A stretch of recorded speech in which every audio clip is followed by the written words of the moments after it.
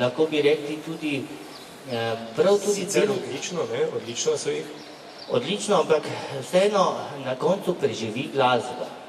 In to se bo pokazalo, ali ne. Torej njihova ideja biti band, tako kot so ga zastavili, sicer je bila takrat šokantna, je bila zanimiva za Slovenijo in recimo meni se je delo zelo, torej s tem sem se strinjal, da oni pravzaprav s to ideološko nastrojenostjo kažejo družbi ogledala. Oni so bili isto kot družba, ki je takrat funkcionirala. Zato je tudi družba več ali manj sprejela kot nekaj, kar, bodimo fair, nikoli niso bili zaprti. Marsikdo je bil takrat zaprt.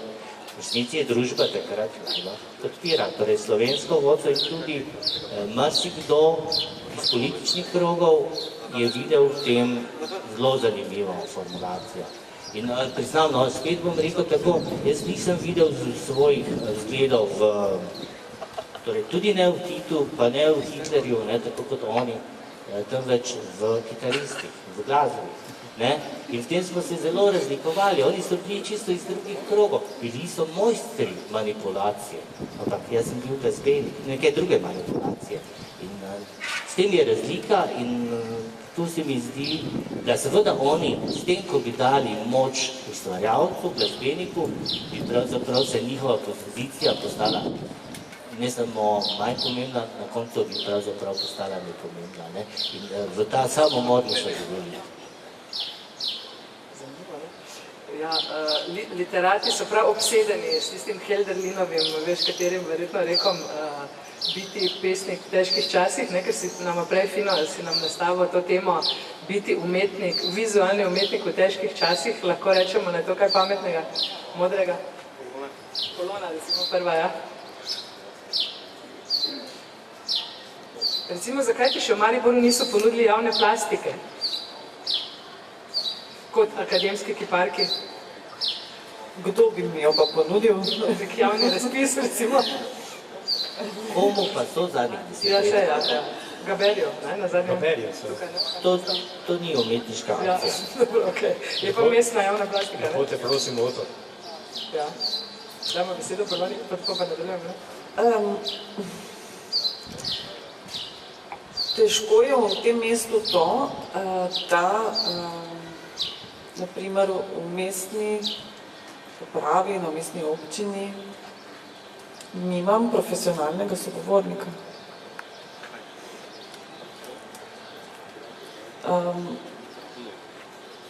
In nekako sem pozabila na njih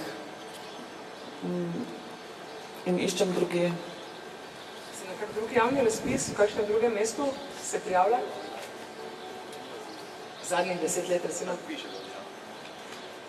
Prijavljam se na umetniške razpise raznih fundacij oziroma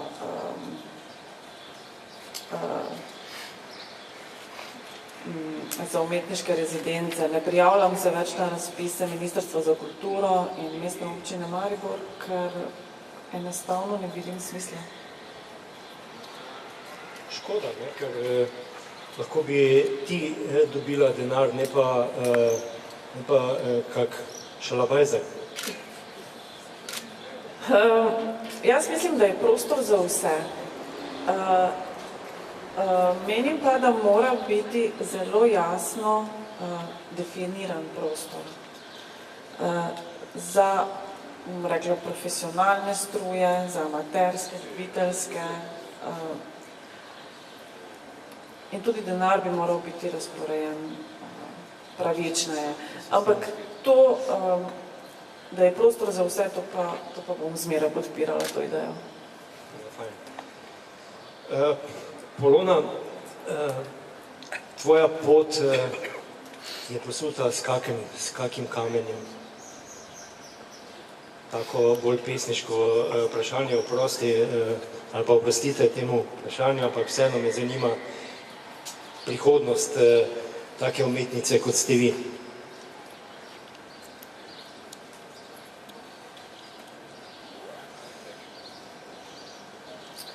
To težko rečem, kakšno prihodnost imam, ampak občutek je, da imam veliko bogatstvo. Ne v denarju, ampak preprosto mogoče v občutku in tudi v znanju.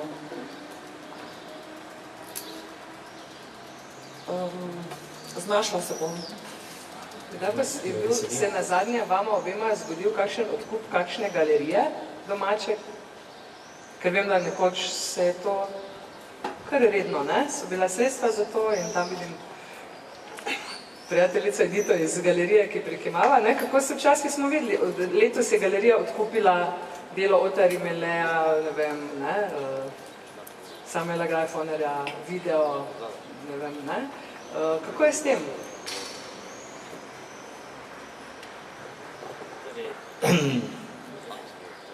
Ne pomnim.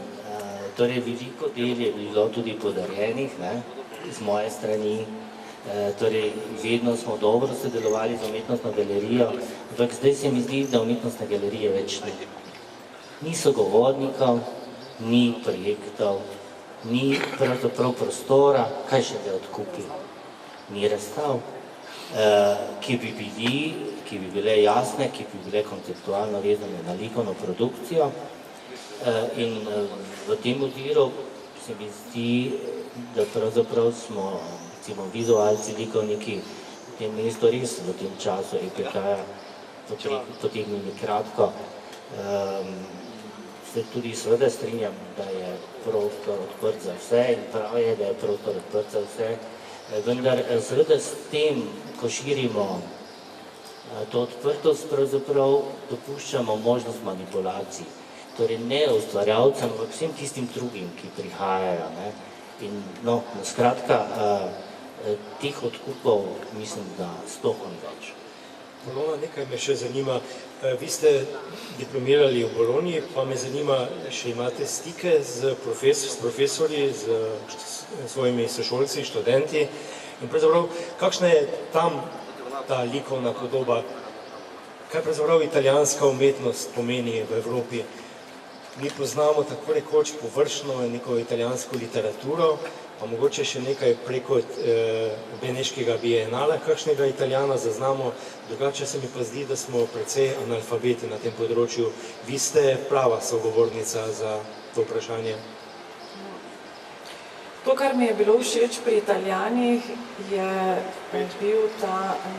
bila ta njihova samozavest, da so center sveta, da so zgodovina sveta in veliko so vedeli o svojem kulturnem bogastvu. Manj so poznali kulturo drugih dežel in jezike drugih dežel, ampak oni imajo res ogromno materijala, to vrednotijo, to cenijo in v njih je ta zavest. Vsak dan živijo s tem. Mimo spomenikov se sprehajajo dnevno. In okolje, v katerem sem se jaz izobraževala, je bilo prepojeno s tem. Veliko je ljubiteljev, veliko je poznavalcev, veliko je umetnikov. Seveda je Italija zelo kaotična dežela, sploh za Slovenko oziroma Slovenca.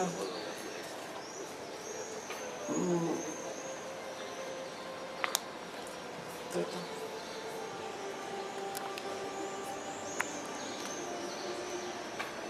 Hotel sem te še vprašati v zvezi z IPK-jem.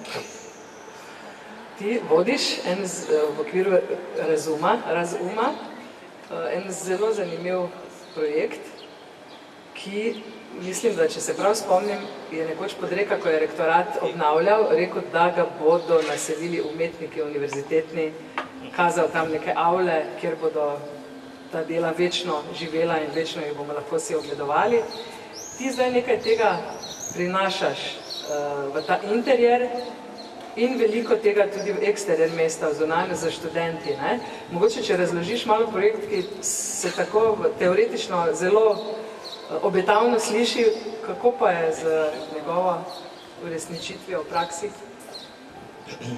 Torej, kot prorektor sem se zavedal te možnosti, ki jo imam in sem poskušal narediti vse, da bi umetnost stopila tudi na rektorat. Torej, da bi prostori bili lahko umetniško predeljeni in zato pravzaprav sem dal samo nek širši okvir resničnim ustvarjalcem. Torej, možnost s tem, ko sem povabil torej profesorje z oddelka za likovno umetnost, moje kolege, s tem, ko sem povabil tudi nekatere druge ustvarjalce, sem želel pokazati, da umetnost znotraj univerze obstaja, da ima tradicijo, da je to nek potencial in da je skrajni čas, da stopi tudi na rektorat. Če verjamete ali ne, sem imel največje težave s tem, ali lahko vrtamo stene ali ne. Torej, v resnici sem se moral pogajati s hišnikom, ali to smemo ali ne. In resnično to ni v redu, ampak na koncu nam je uspelo. Torej, razstava je postavljena, potem pa se je čul drug glas. Razstava je postavljena zato, da bo univerza na koncu odkupila likovna dela. In zdaj so ta likovna dela vsiljena v ta prostor. O tem nikoli nismo razmišljali, nič ni bilo vsiljeno. In škoda je, da izgubljamo besede za takšne stvari. Torej, jaz kot prorektor sem bil seveda potem izvan na ta način, da to je pravzaprav manipulacija. Torej, noben ni videl čistosti ideje, noben ni videl tega, da so umetniki prišli, zastoj naredili, ne samo zastoj naredili, da so naredili neko projekcijo za prihodnost. Pokazali smo, evo, mi smo ustvarjalci, mi smo tisti, ki lahko bodoče študente vodimo. Poglejte, to smo mi kot ustvarjalci. Hkrati se stvar v smislu nadaljevanja, torej menim še vedno, da seveda podrekina prenova rektorata ni dokončana, tako kot smo povedali, ker pravzaprav niso bila umeščena likovna dela in resnično sem bil ponosen, ko so moji kolegi to naredili resnično vsebinsko bogato, saj gre za povezovanje ne samo dveh prostorov, torej likovnega in prostora arhitekture rektorata, ampak gre za povezovanje na mentalni ravni, torej ideje univerze kot take in ideje univerzalnega znotraj likovne produkcije. Ne, se veste, znotraj likovne produkcije ne pišemo besedil in pravzaprav so tako abstraktne ideje, kot je univerza, sporočilnost univerze, odličnost univerze ali pa poslanstvo univerze, lahko zelo zanimiv sogovornik z idejo likovne produkcije. In to je bil en del koncepta, torej umetnost staj, interjer. Drugi del pa je bil povezan z urbanim mestnim središčem, torej kako se univerza kot prostor in prostor pred univerzo povezuje z mestnim jedrom. In ideja je bila spet sledeča.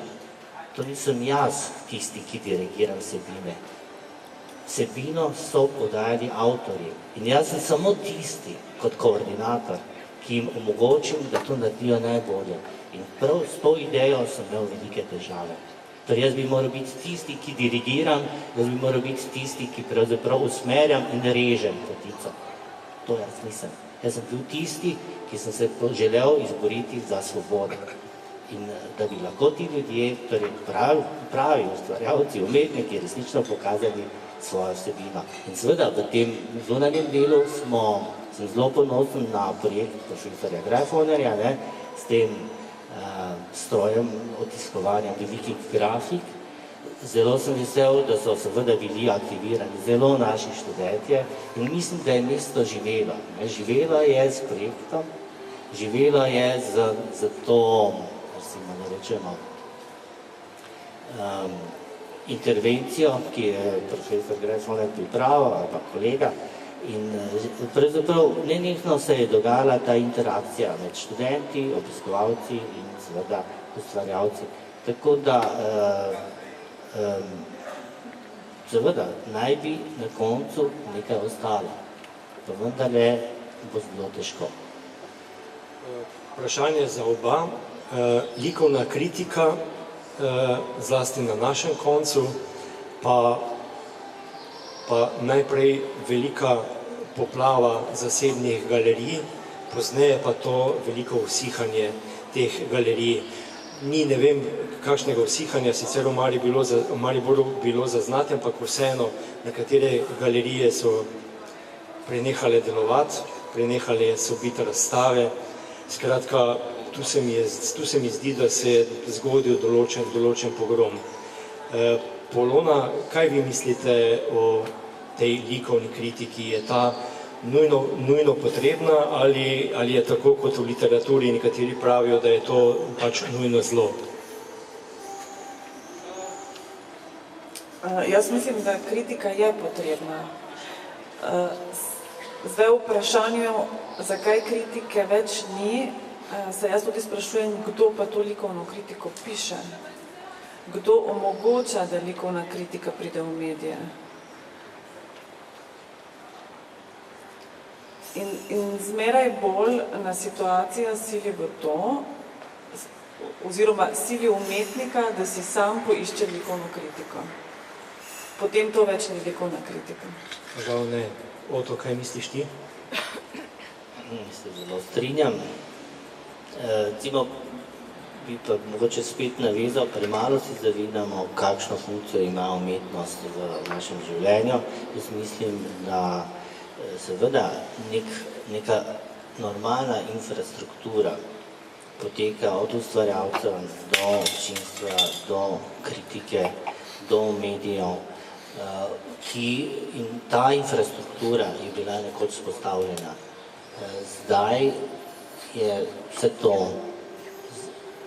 postavljeno v nek drugi zorni kot in pravzaprav, kot sem že prej povedal, katalogi niso več prioriteta, nihče ne bere, ljudje se prepuščajo užitkom.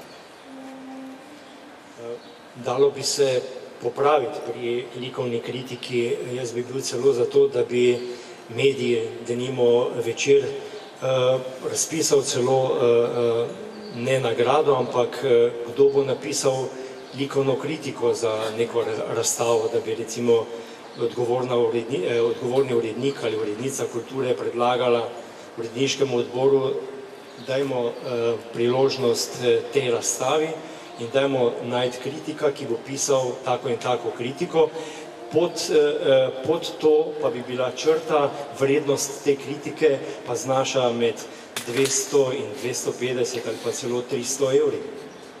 Mimogrede, naj vam povem, da Večer po moje plačuje ali pa tudi delo še manj, ali pa recimo ne bom po lastni skledi pluval, ampak bom rekel, da na Studio Ars oziroma Radio Ljubljana, Radio Slovenija, Studio Ars plačuje za gledališko kritiko ali kritiko knjige, res da ni tako obsežna kot časopisna, od 25 do 37 evrov. Ja, neto, upam, da ne bruto, ja, neto. Zdaj si lahko mislite, da bo človek, kritik, zlasti likovni, napisal obsežno kritiko za 30 ali pa 40 evrov, ali pa bo Večer rekel, damo ti pa 80, pa piši, pa bodi tiho.